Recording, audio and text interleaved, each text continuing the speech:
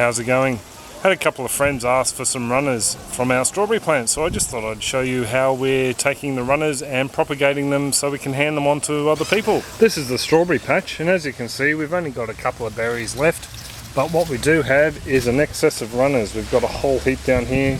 A couple of them have got 2 or 3 nodes ready for roots to set down, so I'm going to be using these pots and little bits of wire just to peg the little nodes or the root nodes from the runners down. So I'll get all set up and show you how I'm going to do it.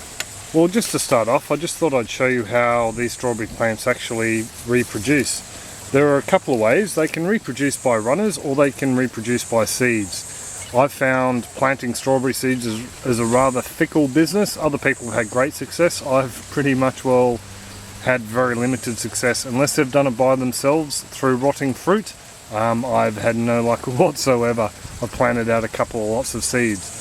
But the other way, and the most successful way I've found for us, is to plant via runner.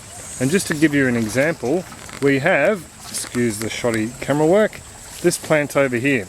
This plant over here has sent out a runner, this one here, that has come over here this year and decided to set root just here. So we have a totally brand new plant come from the mother plant over there that has set root here. Now from here it has gone on and sent another runner off. This other runner has come over here and is trying to root itself in the corner of the bed.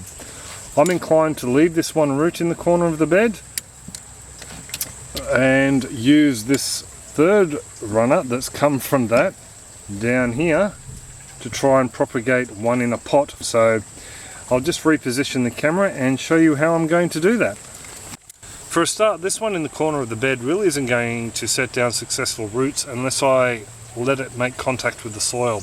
It's probably sitting on top of about 2 inches of mulch here. So what I'm going to do is move this other runner that's in its way over to one side and just separate the mulch a little bit. What I'll do now is cut a section of wire. I've just got some thin wire here. Just going to cut a section, turn it into a little peg like so, just a matter of bending it, and try to peg it down so it makes contact with the soil. For this one down here, the bottom, what I'm going to do is I'm pretty much all going to use the same method, except I'll be placing some soil into one of these pots. Here's the pot, I've just filled it up. It's 2 parts potting mix to 1 part worm castings we harvested the other day, and there's also a sprinkling of an organic fertilizer in there as well. So we'll just pop him down here and sort out the runner that's going to sit in him. We'll move him down to one side here, move the camera so you can see. We'll just move him to the end of the bed here where he'll be safe. No one will kick him as they walk by. And it's just a matter of cutting another little peg from this wire here, bending it over, and then just pegging him into place.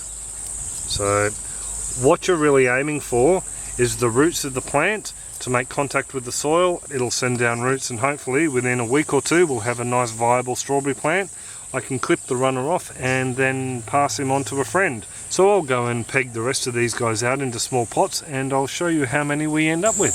Well, I've pretty much all finished doing the pots, but there's also a whole heap that are actually going to look after themselves in the bed, and probably by this time next year this will just be a massive green strawberries. So I'll just show you the pots we've done. I've done one down here, so that's 1, 2, 3, 4, 5,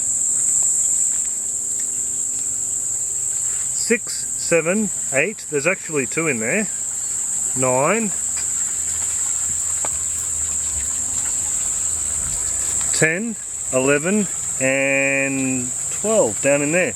I'm just using these galangal pots as a bit of height so these pots can sit on something so they're not stretched, and I have number 13 just in the garden bed there. So all of these have been pegged down with a little bit of wire, and I'll just show you what I'm doing here. After they've been, after they've been pegged down with the wire, I'm actually snipping off the runner that's going to the next little node or growth point. So that way the energy will go into these points here. And I've also gone along to the plants themselves and I've snipped off any extra runners. So I've ended up with a whole heap of runners down here. It's just as easy as giving these guys a bit of a snip. I'm using wire snips because that's what I brought down to do the wire with, so I'll come along here. And just something interesting, you don't always get one per growth point. I've actually got 2 runners coming off of this one growth point. So one's down here and the other one's down here. Probably if I let them go, they'd make for new plants, but I want most of the energy to go into this one, so we'll just snip them off as well. And there's a couple down here as well. This one's got 2 runners, and I've actually got 2 in this little pot, like I said.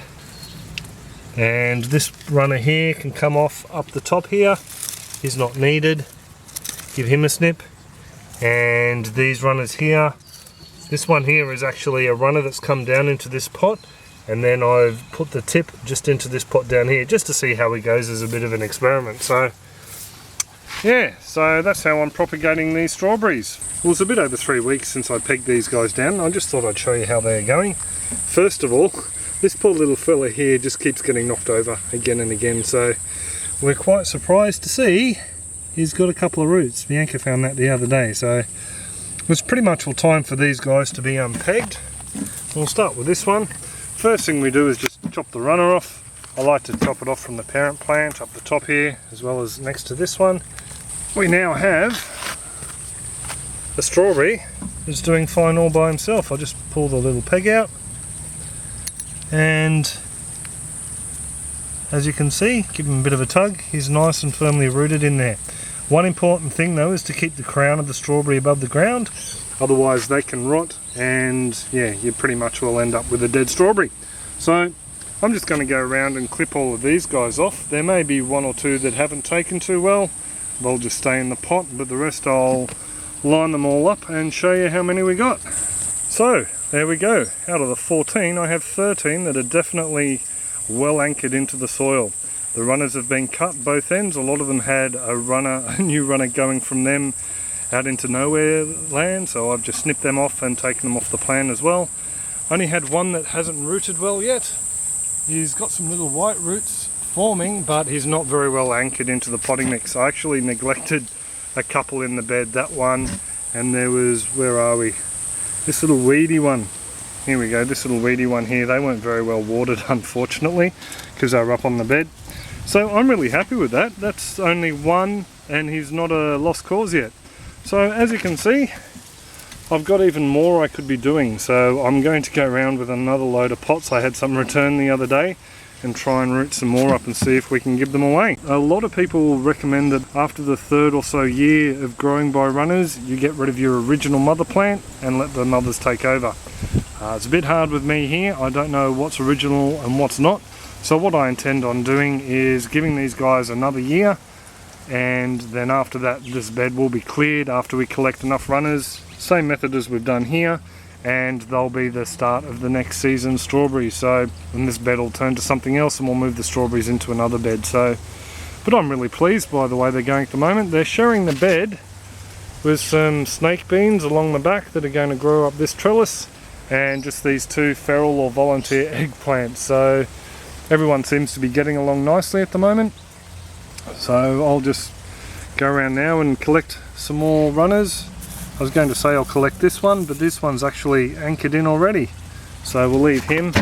There's another one up here from earlier. He's anchored in well, so I've got a whole heap of more runners over the edge up here I can put into pots. Yeah, so as far as propagating strawberries, you really can't beat getting some advanced seedlings like this, or well, runners really. If I'd planted seeds at the same time, they'd be nowhere near as advanced as that, so thumbs up for runners.